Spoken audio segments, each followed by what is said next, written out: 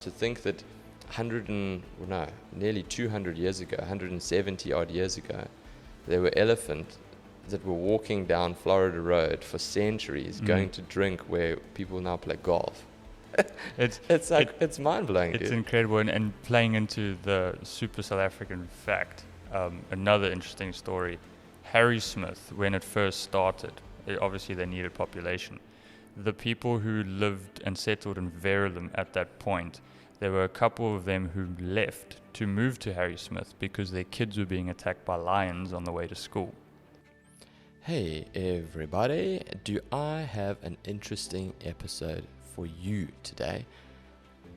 I sit down with digital creator and curious mind, Daniel Osch. And in this episode, we unlock the secrets that is Durban and KZN. Like, for example, did you know there's a tunnel underneath the harbour mouth that connects the mainland to the Bluff on the other side? There's a shipwreck just off the coast of Addington Beach, which you can see when the tide is low. And did you know that a famous road in Durban used to be an elephant trail? There's so many cool things and so many historical sites that we don't know and realize that are on our doorstep.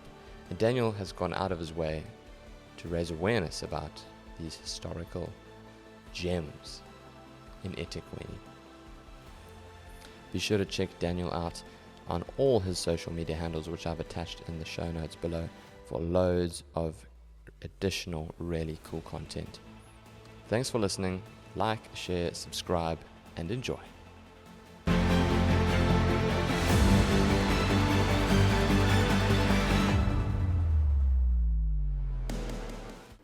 Daniel, how's it going, my bro? Good, thanks yourself. Thanks for having me. Yeah, pleasure. So, dude, I'm looking forward to this being the most Durban episode that I've had so far, the most KZN episode. Okay. And that's what's brought me to your content as a digital creator. Just the authenticity and the small stories, the cool stories about Durbs and about the history of KZN. Found it very, very interesting. And it's reignited my interest in our province, and it's actually prompted me to go on a little bit of a history trip. Oh, that's cool. In terms of, where did we come from? What is the province? What is the history behind our province, going back to like the 19th century? So it's really, I think the work that you're doing is fantastic. So kudos to you on that. But give me some context. Where are you from? How do we get to being a digital creator that you are today? Okay, so I was born in Dundee, a very small town, but I born there, lived in an even smaller town called Huttingspreit, just 15 k's out. And the content creation, I'm not entirely sure how that happened. Only later on in life did I found out that I had grandparents who did sort of home films, and as kids we would run around with the cameras that were passed down and make our own movies. Kind of like a similar story to a lot of the big content creators, but I never really fell in love with it at a young age. I didn't think it was something I was ever going to do. And so growing up in a small town, you have to find things to keep you busy. And a lot of it was just being out in nature on the farm, running around with my cousins.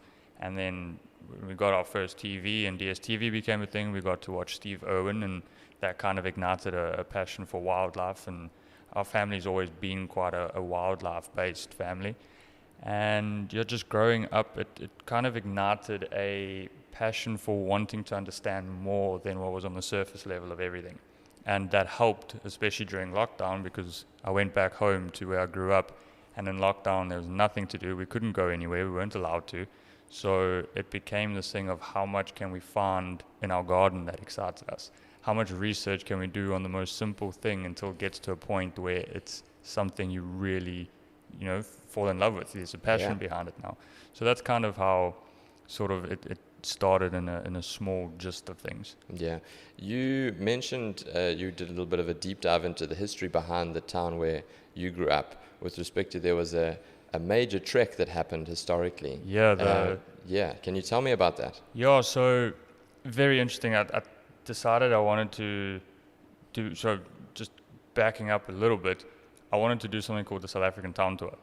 the idea was to visit every town and find out as much about these towns as possible. And I thought the perfect place was to start with my little town. I grew up there, so I thought I knew enough about it until I started doing real research and diving in deep. And I realized there's so much that we've completely missed. So that story is known as the Epic March of 7,000 Zulu workers. And essentially what happened was all these workers were on the gold mines in Gauteng, and most of them were brought in from Zululand. And unfortunately, with the war starting, the mines just had to close. And the Boers did not want to give transport for any of the workers to get home because all their supplies were going to fight this war. And basically what happened is this guy named Marwick, he decided that he wanted to talk to the government and get permission for them to get home. They still didn't want to release any sort of transportation, and he was like, well, we'll walk. But obviously in these short videos we can't tell the whole story, and what happened was Marwick had to put in a telegram saying he will quit his position in what he was doing. He worked for sort of the human resources of trying to make everything work between Europeans and African people. And he said to them, I will quit because I don't want to dishonor what you guys are doing because of the times. And once I've completed this mission and I've done it successfully, you can decide if you want me back. So yeah, that's what he did. He got the permission, and at one point it was a bit of a tough one during their walk because now the Boers were getting really antsy knowing there's basically an army walking through the country during a war. So they didn't know kind of how it was going to play out. And then, I found out that Hutzingspreit, this tiny town, was the only town's train station in the country that said, we'll give you transportation. But no one could afford it, so they carried on walking. But it's those little things. It's like, it's not a huge thing to put Hutzingspreit on the map, but it's enough information to be like, oh, there was something more that happened here. Like, these people walked through here. These people did have permission to do something that otherwise I would never have had the permission to do. So then you start thinking about, I wonder who worked at this train station. Why did this become a thing? Why did someone decide that it's a good idea? So that became quite exciting. I was going through like a boatload of stuff happened in the latter half of the 19th century, like from 1850 through to 1900. And a lot of that stuff is stuff that you spoke about as well. So for example, the Sibudu Caves is something that you spoke about, which is more along the north coast. So tell me about that and the research that you've done in that and what you found. So Sibudu Cave is a fascinating one because there really isn't much information about it. I don't even really remember how I came across it. I think it was just a little piece from an old sort of tourism brochure. So a lot of the things that I've been doing, especially in the past, is I've got an atlas that's really, really old. Because they mark things that we forgot about today. And through that, that's so cool. So through that I found all these really cool hidden spots because they've been forgotten. So Sibudu Caves is a cave near Tongaat that was discovered a really long time ago. And the reason it's really interesting is because just like the cradle of humankind, it's one of the places where they found the most evidence for modern humanity when it comes to building tools and how to survive by making everything a lot easier for ourselves. I saw there were arrowheads that they found, like something resembled an arrowhead. So they've got a lot of artifacts. I believe a lot of them are at the Durban Museum. But since then, like in the end of that video, I'm like, we should go check it out. And in doing research to see if a trip can happen, they have closed it down. They won't let us know why they closed it down, but it's no longer a tourism attraction. And I think they've pulled all their researchers out as well. So I'm not exactly sure what's going on there, but still a mission to go check it out. The cave is really big. It's a very interesting rock structure. And it's just right on our doorstep. There's an extremely important site for how humanity has evolved. Speaking of on our doorstep, one of the posts that you put out there that probably stood out the most to me was this underground tunnel that's going underneath the harbour mouth. And there's something about, I don't know, there's something about that ignites like the imagination with an underground tunnel. You know, it's like there's this secret thing that's been there the whole time. And it really, I thought about that a lot, and then I started to do my own research about it, etc., etc. So tell me, how did you come across that underground tunnel, and give me some background to it? So that one came from stories. So all my friends are a lot older than I am, or mostly. And when listening to them and how they grow up, sometimes they just tell stories in passing. And this tunnel came up. So I was like, oh, also, so cool. There's a tunnel under the harbor entrance. This thing must be epic. Do the research. It's really just a service tunnel. So obviously also in making the video, if you read a lot of the comments, everyone's got their own sort of idea and dream for what this tunnel is. Yeah. But it's really just a service tunnel. But it plays, the reason I enjoyed it and wanted to make the video was, number one, Transnet was going through a little bit of a thing. So I knew that it would get a few people watching. But it's also, on an engineering level, it is a feat. And I think a lot of time as a South African, we lose faith in what South Africa can accomplish. Yes. And especially when we don't look at the history and what we have accomplished in the past. And the more modern times, you kind of sit there and you're like, you know what, look at America and all the great things they're doing. But then this tunnel was built with equipment that was built in South Africa and used for the first time on this tunnel. And just the idea of having, there was always a original tunnel, and then they had to upgrade it, which cost 200 and something odd million rand. But being able to go underwater, underground, completely reconstruct a tunnel that, you know, without any issues, using technology that's modern and brand new, as a South African company who did it, is just super fascinating and interesting to sort of learn about and realize that there's more to our country than what meets the eye. Yeah, absolutely. There's so much history on our doorstep. So, you know, you and I were chatting off air earlier in the week, in fact. And I was sharing a story with you about the elephant house. Yes. And man, it's mind-blowing. Like, Lisa, actually, you shot that house, didn't you? Yeah, that's how I found out about it, because Lisa's a property photographer. Okay. And she was hired to go and take pictures of this house. It was on the market. And then that's how I knew about it, because she was like, oh, this is such a cool house. And it was one of the first houses built on the Berea. Yes. I mean, it goes back to I think it was 1854, give or take. And the reason it's called the Elephant House is because it was built on the route that the elephant herds used to come through. And these Ellies used to disrupt the workers of when they were building this house, because they were fed up that they had interrupted their route, which actually is how Florida Road came about. So the Ellies would come and they'd march down what is now Florida Road on their way to what is now Royal Durban, where they would go and they'd drink at the swamps there. And it's really like, it's so authentic to South Africa. Yeah, 100%. You know? Like, that's what I find so cool about it. To think that nearly 200 years ago, 170 odd years ago, there were elephants that were walking down Florida Road for centuries, going to drink where people now play golf. It's mind-blowing, dude. It's incredible. And playing into the super South African fact, another interesting story, Harry Smith, when it first started, obviously they needed population. The people who lived and settled in Verulam at that point, there were a couple of them who left to move to Harry Smith because their kids were being attacked by lions on the way to school. What? Yeah, so like, and that's the crazy thing about when looking into our history, especially loving nature so much.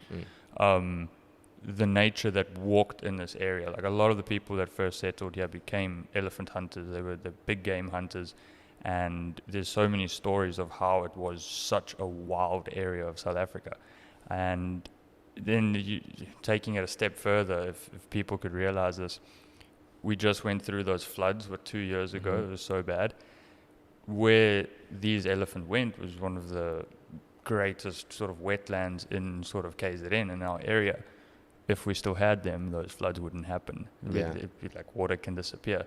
And that's why I enjoy the history stuff, because there's so much you can teach and find out, and also it can help, you know, future generations and fixing certain problems. Yeah, exactly.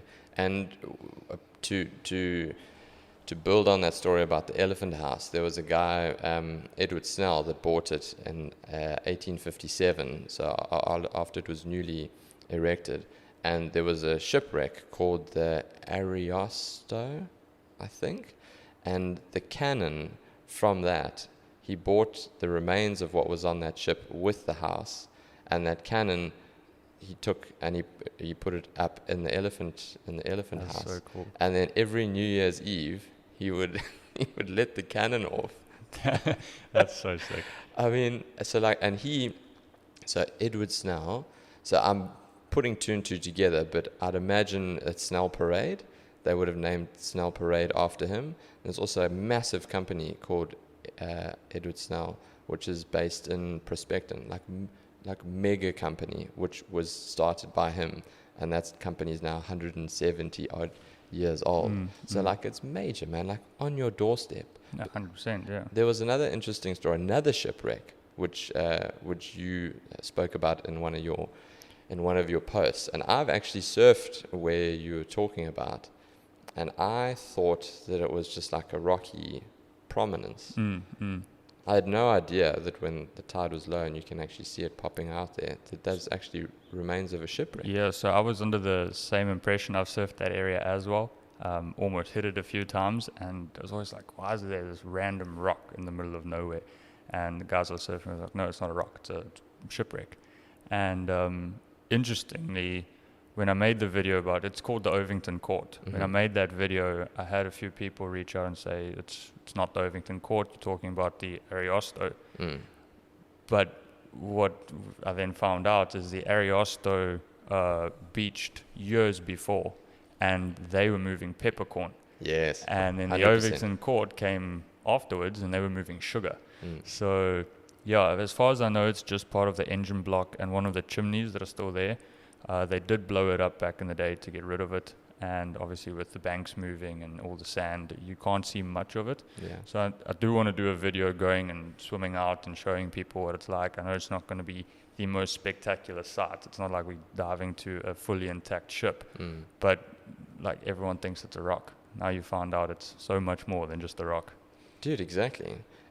And that I think was also like in the 19th century somewhere. Yeah, right? yeah, 80 years ago. 80 years ago. 80 years ago. So So Ovington Court's 80 years ago. I think now it's about 82 years old that it's been there. Okay, The so Ariosto many years before. the Ariosto, that's the one that was in the... Yeah. that was the one that was way before that. And then, dude, there's something else very interesting about that point area. There's so much history there. Yeah. So you've got the shipwrecks, you've got the underground tunnel, and then you've got what used to be an old prison. Yes. That's now in a very upmarket area in the point. Yeah. So it was a black laborers' prison. So in all the research I've done, it was kind of the first idea that apartheid could be a possibility. It was the first prison that kind of went along those kind of rules. And along racial lines. yeah, so Okay. the prison was only geared up for black labor imprisonment. And what they said was for highly dangerous prisoners. But when you do more research and you dive a bit deeper, it kind of seems that it was like the first idea of what was to come. And that the interesting thing about doing all those kinds of videos is at one point I didn't want to make too many of them because I didn't want my videos to become a racially based stir in the comments. Yeah. You don't want it to become too political and Yeah. things to be misinterpreted. But then I realized if I stay out of the comments, I can put it out because a lot of the history that I talk about is pre-apartheid. So, and that's what makes it really fun and fascinating because there's so much history there that we don't learn in schools, and it's just interesting to know. So yeah, that prison was there on the point. Was there for years, and I found out about that because someone mentioned there was an underground prison in Durban. Did all the research, couldn't find it, and then this started popping up where Point Bastille was the old Durban convict station. And that whole area is so full of history when it comes to Vetchi's Reef and all those things. It's fascinating. Well, I think it makes sense, doesn't it? Because, it's the port. Yeah. So that was your point of trade when guys would come around that coast and going all the way back to Vasco da Gama. I mean, 1497 was when he first was cruising around here and named it Natalia or Natal, named after Christmas, because he was cruising around the coast at Christmas time. Yeah. That's how it got it. And then later it became Durban from old Sir Benjamin. Yeah, Benjamin de Urban. De Urban, yeah, in 1835. So there's loads that's been happening in and around that area for centuries now. But it didn't take us very long to get involved in sport in KZN. You put an interesting post up about you had the privilege of going to the presidential suite, and you mentioned, the pictures of the chairpersons, or the presidents rather, of the union, and how far back that dated. Yeah, 1890. It's crazy, one of the oldest sports unions in the world. Yeah, it's absolutely insane. Like nobody knows that. Yeah, and I think the problem is nobody really wants to know it. Yeah. It's once that sort of idea of learning catches on, then you generally find yourself always going down rabbit holes. Mm-hmm. But it's also, I think, awareness comes into play. Like, everyone at the presidential suite were there for the presidential suite. Coming from Kruger and doing the videos that I do, I'm not that accustomed to that sort of lifestyle. Yeah. So I'm always going to find something else that, intrigues me a little bit more. And I thought it was fascinating, because at the end of the day, the Sharks, who we all support, would not be here if it wasn't for the history of it. And then you take it even further. It's 1890, like I mentioned in the video. That's before the Union of South Africa started. Yeah. And that's before, like, the way our government runs. And we've got such a bad reputation with our modern history, with everything that happened, and how apartheid ruined our sport, especially internationally, because of the rules that we put in place. This was so far before that it makes it fascinating, because at some point we were all in the same teams, we were all working together, it all made sense. And then someone got a bright idea to sort of, throw it all away. Yeah. And now we're rebuilding.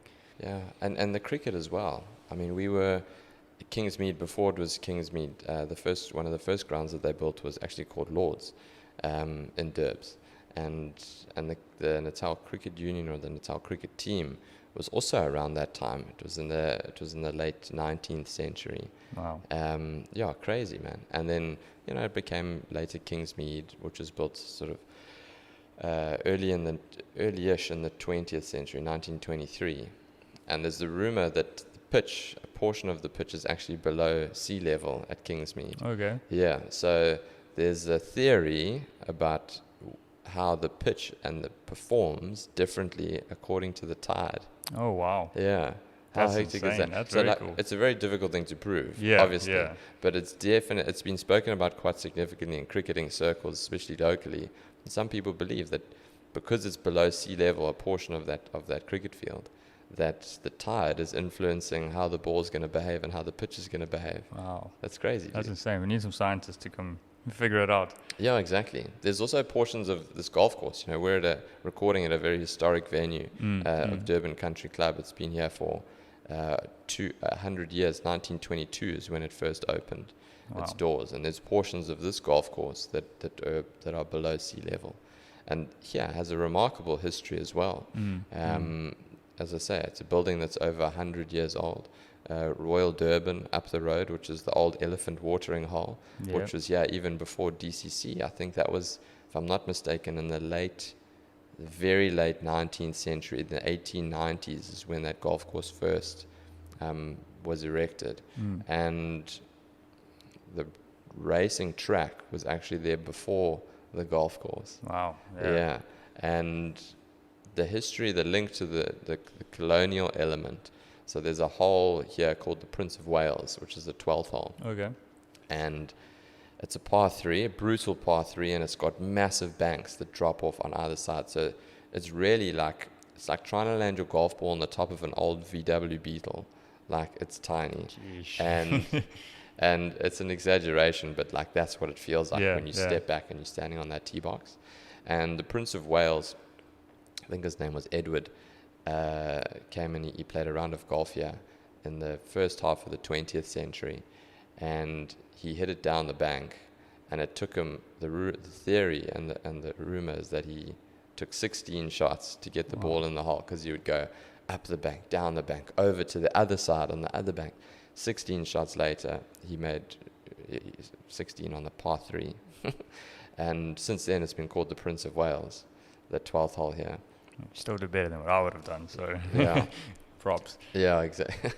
So, I mean, these such wonderful little stories that have been passed down for now close on a century. Yeah. And at Royal Durban too, one of the members of the royal family came down, and how it works with golf courses is there's only a handful of royal golf courses globally, which can only be bestowed upon the club by a member of the royal family. Wow. So they have to visit and declare that golf course is now deemed part of the royal golf courses. And there's golf courses around the world that are deemed royal. So Royal Melbourne in Australia, Royal County Down, which is in Northern Ireland. And they're part of this affiliation as these members of the royal family have sort of donned the fairways and they've deemed it to be of a royal standard. It's fascinating. It's very fascinating. And interesting that you said that Royal Durban had the horse racing track first. Yeah. Because when I did the video about the velodrome and the horse stables just up the road, I found out that the royal family had their horses there as well. Serious? So that's probably where a lot of it sort of started getting connected, is because there's so much history of royal families being in South Africa, from French princes being in Volksrust, which is just inland, and then obviously the British royal family being in Durban and all over. It's just so fascinating, and it's a bit of the colonial history touches a lot of people's nerves, but there's a lot to sort of take away from how prestigious South Africa was having all these big bloodlines here. Yeah. There's definitely something that South Africa had to offer. Could have been managed better, but at the end of the day, history is history, and we're not the first or only country to have gone through histories like this. But yeah, it's fascinating, and it seems like from what we've been saying, a lot of it is sport related too. Like a lot of this history comes out of sport, because I guess sport is one thing that brings so many people together. Doesn't matter what your background is, it's something that you'll support as sort of a unison. So yeah, it's super fascinating. You're absolutely right. I mean, we've covered rugby, cricket, and golf now, and the Rugby World Cup and the victory with the Rugby World Cup last year is a testament to what we can do as a country when we work together. And it is. I feel like rugby in particular unites the country more than any of our other sporting codes. I'm not sure what it is about it. I think maybe because it does seem to be the most transformed sport that we have at this stage, which attracts the majority of the South African population. Yeah. In fact, I don't think that's an unfair statement to say. It definitely is the most transformed sport when you've got a variety of people. It's not where it needs to be yet, but there's so many excellent players from a variety of cultures and races that are able to qualify and get selected for that team 100% on merit. And I think that that's a wonderful place for our sport to be. And in many respects, it's an example of what we can achieve. I think it's also super interesting how rugby specifically has also made somewhat of a full circle. And in doing that video, I found a lot of photos, early 1900s, of sort of mixed teams, all black teams, all black women teams. So there was a lot of... Yeah. So all these sort of things that are being fought for today, especially in sports and rugby and whatever, did exist in the early 1900s and in South Africa. It's just all this stuff gets forgotten so quickly when certain messaging gets put out. And like with social media, I think that's a big issue, is it's so controlled and your narrative goes one way. And if you don't have the idea that you want to learn and research, you don't see these things. So yeah, I found a whole bunch of photos of all these different teams, and I thought it was absolutely fascinating. One of the biggest things I almost struggle with is I live with one of my mates who's also a content creator, and whenever I do this research and find something that, you know, it doesn't make sense to the way the world works today, I go into this like flat spin of trying to deconstruct why we got to the point we were on today. Yeah. And I'll sit there and be like, oh, but this happened so many years ago. No one knows about it. This could solve all our problems. Why is no one talking about this? And it becomes quite a thing for like a good whole day, 2 days, where I'm just ranting about this one piece of information. Yeah, I think, but that's what was more than likely going to make you very successful at what you do in the long term, is that passion for. I had Wendy Nola on the podcast last week, a very well-known consumer journalist, Okay. and she speaks about what it means to be a good journalist. And she said that you have to have an overdeveloped sense of justice and wanting to know why things happened a certain way. And I think there's like an innate passion about it, as it does. There's certain things when you go down the rabbit hole in history and looking at the present, and even if you are looking to the future, you have to feel it. You know, it has to bother you, I think, for you to care enough about it to then put something together so that people can view your work. Yeah. You have to care about it to a certain degree. Otherwise, why would you put that stuff out there? Do you know what I mean? 100%. It's interesting. I get all this information together, and I cut the videos down so much, and I sit there, I'm like, wow, there's so much information. You could make like an entire movie with all this information. But then your narrative starts breaking. Like my idea is the adventure, the exploration, the learning, the asking questions, not the this is what you should know and like watch. Dude, that's the thing. It's about curious. It's about being curious. You know, having a curious mind, not looking at something for, okay, I'm going to try and, I have an opinion, and I'm going to try and prove this theory so other people can subscribe to my opinion. Yeah. It's about, there's a genuine curiosity about why did things work the way that they worked, or why do things work the way that they work currently, or why is Durban, you know, whatever. So I love that, dude. So kudos to you and being true to sort of what your principles are in terms of your content. Another part of your content is a little bit more uplifting, cool Durban stuff. Like you found, in your opinion, the best bubblegum milkshake. Yeah. So, dude, like for me, you can ask Lisa, like bubblegum milkshakes, 100% my favorite thing. I love a bubblegum milkshake. I love bubblegum flavored anything.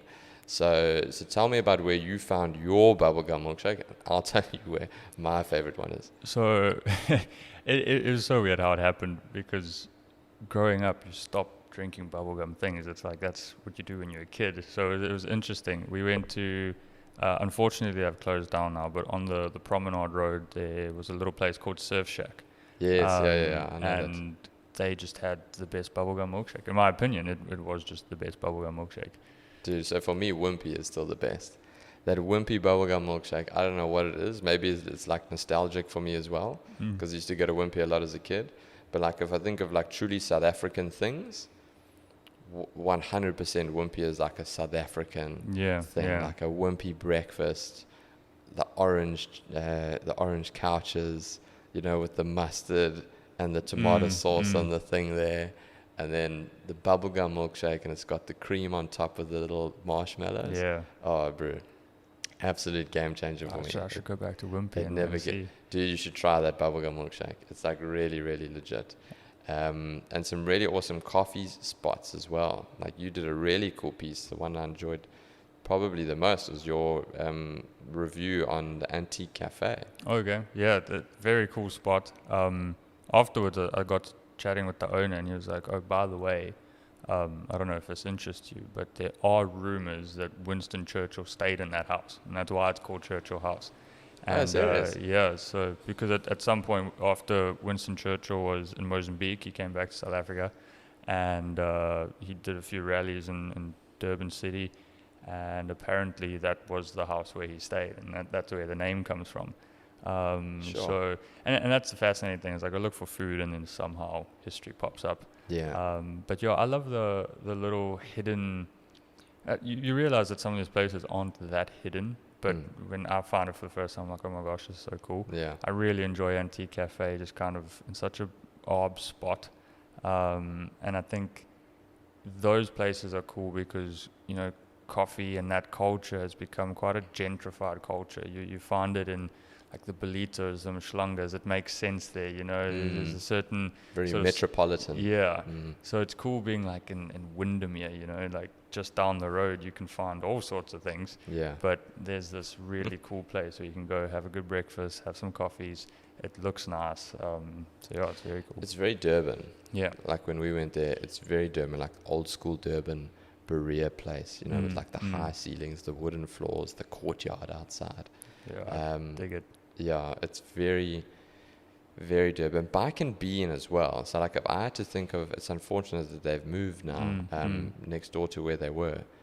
But Bike and Bean was also like probably the most Durban place a person could go. Yeah. Like I've Durbanified my outfit today to wear slops with my jeans, and like that's what Durban people do. Yeah, 100%. But like the Bike and Bean on the promenade was also like, it was just a summary of what Durban is, you know, lifestyle on the promenade, people walking and running, having a decent coffee, surfers, people on the beach. Like that really is what Durban has to offer. Yeah, you know, 100%. that coastal, active lifestyle. I don't think people are really big jawlers here by comparison to other metros. Yeah. It's probably indicative of why there's not such amazing nightlife here. But yeah, Durban for me and Bike and Bean was like a summary. Like if I had to take a tourist, if some family member had to come and be like, okay, cool, show me one of the most Durban places that you can go to. Yeah, that's where you go. That's where I would go. And like Antique Cafe is like right up there with that as well. It's you spend a lot of time at Bike and Bean. And I think that's why this podcast is really cool, and like trying to make content around bringing Durban back, because with Bike and Bean's move, like yes, they're still there, but there's so much that causes where you're like, oh, Durban, why are you doing this? Like, eThekwini, come on. But yeah, it's those little spots, and at least like Durban people, once they find their spot, they don't generally just leave. So Bike and Bean obviously still going, just in a different building. But I love the little spots in Durban. I think Durban's got such a beautiful mixture of culture that it makes these spots so fun to go to. Yeah. And I've got sort of people that live in my building that moved into the same building around the same time I did, and they moved in from Joburg. Joburg people their entire life, right? And now it's like their sort of outlook on what a day looks like is completely changed. It's instead of trying to sleep in as much as possible, let's go find a sunrise on the beach, you know, let's go have that coffee, let's go find these little places to go to.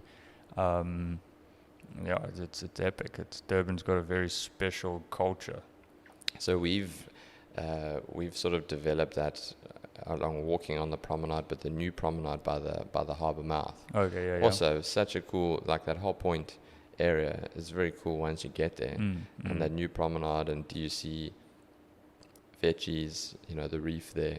I do a lot of open water swimming there as well. So cool. Like if you catch the ocean at the right time, after the southwest is blown for a bit and the ocean clears up a little, like there's some amazing marine life just at that veggies reef there.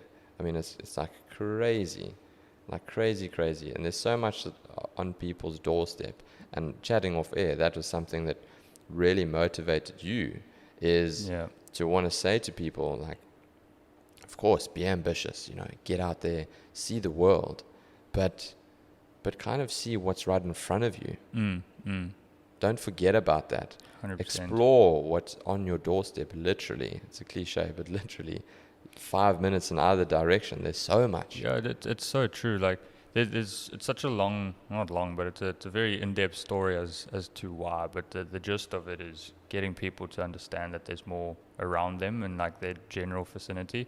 And it's always, for some reason, my brain always goes to when I was in high school, everyone wanted to go to Europe to see cathedrals. And I was like, oh, that's really cool. The architecture is amazing. I'd love to see it. But have you seen the churches that have been built in rural South Africa? It's like you go to Volksrust or you go to Wakkerstroom or you go to any of these really tiny little towns, there's most probably a church there that matches a lot of the cathedrals that you can see in Europe. Obviously, the sheer size and things are different. Ours were built in different ways, our resources were different, but they're just as beautiful. And it's an adventure seeing them. It's not in a built-up tourism center of some European city. This is out in the middle of nowhere. It makes no sense why it's there. And that's also where a lot of it came from, is like we're all so quick to want to travel but we never want to travel our own country. It's always, oh, let's go here, let's go there. When South Africa's got one of the most diverse sort of landscapes and places to visit. We have everything, literally. Yeah, like you can go into the Midlands and into the Berg, and you can look at the Bushman art from the Khoisan people going back tens of thousands of years. And then you can go in the other direction. You can go down to Amkomas, and you can, for $600, you can go and free dive and snorkel at Adel Shah, which is a marine protected area, a world-renowned marine protected area on that east coast, on the Indian Ocean. Yeah, 100%. And it's like, and then of course you can go into Zululand, and you can go into the history, you know, going back to what we were speaking about earlier with the colonial times and the Battle of Isandlwana, and then how that relationship was managed, and what happened there, and then at Rorke's Drift, etc., etc. I mean, really, there's so much that people can explore. Yeah. And I think it's a pity. It's a pity that more isn't being done to draw attention to it, to make people proud and interested in that. As good as it is, the work that you're doing and what's inspiring you, I also look at it and I think, like, it's also a pity, because that means that you've seen that nobody else is doing it. You felt like nobody else is drawing attention to these stories. So it's a passion of yours, but it also, in some respects, shouldn't be your responsibility to tell that story. Yeah. Do you know what I mean? I think at least with the way social media works is I've started seeing, not people I know, but I've started seeing a few videos pop up with a very similar sort of form on how it's made from South Africans, from guys in Durban. I've had people reach out and be like, hey, would you mind if we kind of copy the same sort of style? And I think that's the beautiful thing, because it doesn't become just me anymore. Now everyone's going to be talking about it. The only hope I have is do as much research as possible, because my biggest worry is I put a video out and my research wasn't good enough. But I think it can all get solved with people just wanting to learn and understand and sort of get involved with all sorts of things. Again, it comes down to that curiosity, a curious mind.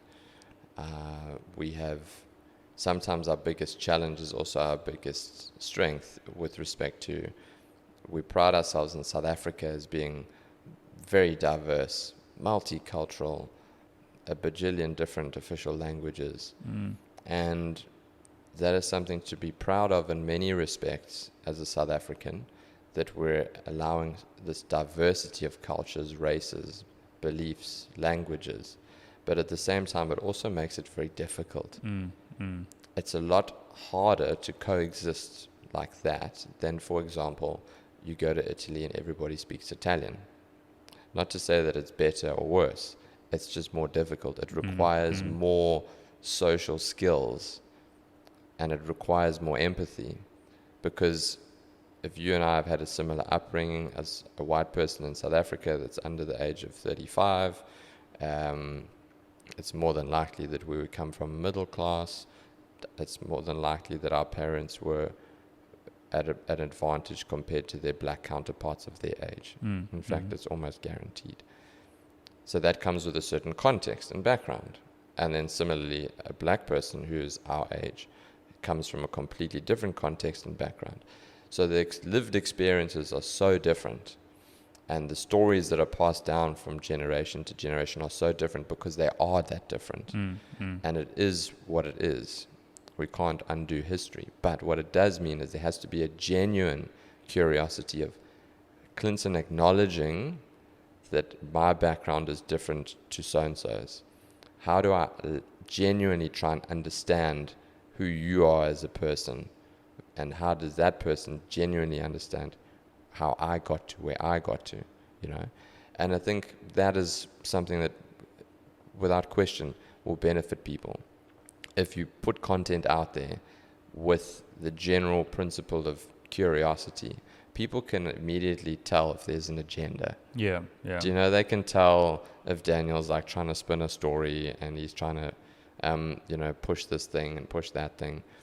People can see quickly through the bullshit. Yeah, it's difficult because in research, depending on who wrote the research, it's always going to have a narrative as well. Well, there's the thing. So, and that's what makes it difficult, because I never want to make it seem like I'm picking a side on a topic. I'm just trying to be like, hey, I found this building. This is the history of it. To a point now, I'm getting to a point where I'm like, you know what? I'm just gonna say it as it is. If there's some sort of backlash, so be it. It's information. But I have noticed that when I'm rewriting sort of everything into my own script, you have to be really conscious about who wrote that, because it does have a narrative. Like, and especially if you look at any old tourism books, it's very much pro-white, essentially, because that's what the times were like. So when I get information from these places, you have to be careful, because I don't want to promote something and put other people off because of what it stood for. I kind of would rather have everyone just be like, oh, you know what, this is really cool. Because I remember when I did the West Street video and spoke about the Union buildings, there were a lot of people that sort of came in and were like, oh, we hate those buildings because it reminds us of colonial past. I always do my sort of like look into the profile. I'm like, dude, you're like 20 years old. This isn't your past. It's your ancestors' past, and I understand where you're coming from. But that's why, like, with these videos, I'm like, I try and make it as clear as possible at what time period these things happened, just so that people can maybe understand that, you know, this really great architecture doesn't have to stand for something specific, because the time period of what this was built is different to the time period where everything really went down the drain. Yeah. And yeah, so I try to sort of just be as neutral as possible. I never get involved in the comments. Interesting thing is, regardless of the country that you go into, there have been atrocities over centuries. You know, what happened in the 20th century with World War I and particularly World War II, but also going into the Soviet Union and the Kulak archipelago and how they drove out the Kulaks. There's been like mass genocide. And I think Germany is a great example of this, is that after World War II was done and dusted, there would have been opportunities for them to get rid of the concentration camps, etc., burn it all down, pack it in. But they look at it from a standpoint is we have to keep it there as a reminder of how badly things can go wrong. And it happened, whether you burn the building down or not. It happened, right? 100%. So you have an opportunity to not embrace that mindset of what was happening and the atrocities committed. You have to be able to learn from it and let it serve. And that's where history is so important, is you have to understand where you came from to know where you want to go, right? And it does become a contentious thing with the Union buildings, with the colonial era, etc., etc. But it is, good or bad, a part of our history now. And we have to acknowledge it, and we have to, again, look at it with an element of curiosity. Just like I find St. Luana very interesting. Like when I went there, it blew my mind, and I thought it was so cool. And the genuine interest of what the history behind Zululand and you know, Dingaan and Shaka Zulu and all of that stuff, I find fascinating, man, because that is, again, part of, we are Kwa-Zulu in Natal. Yeah.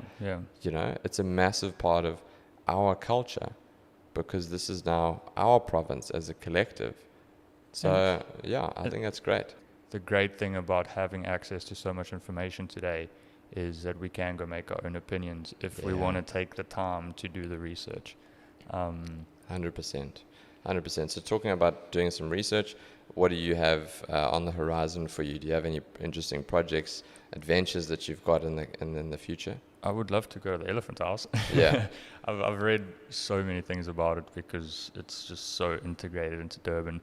But at the moment, there's a few things that have been uncovered, like since the floods happened. There's the old Athlone shooting range is on Beechwood Beach. The floods kind of moved all the sand, so that's been uncovered. I would love to go there. Maybe talk about Stanford Aerodrome, because it used to be a huge military area. Yeah.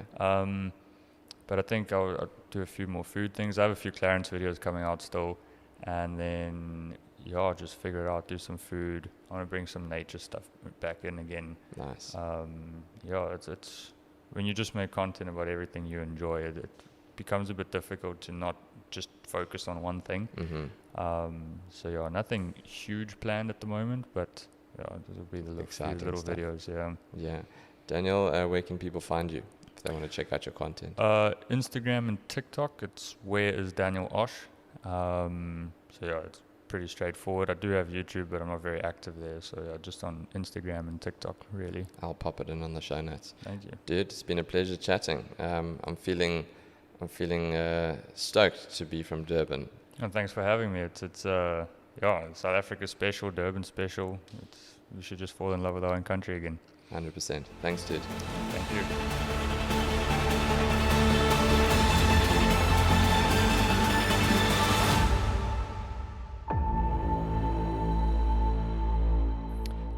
Not so fast. It's a new year, which means it's a new outro.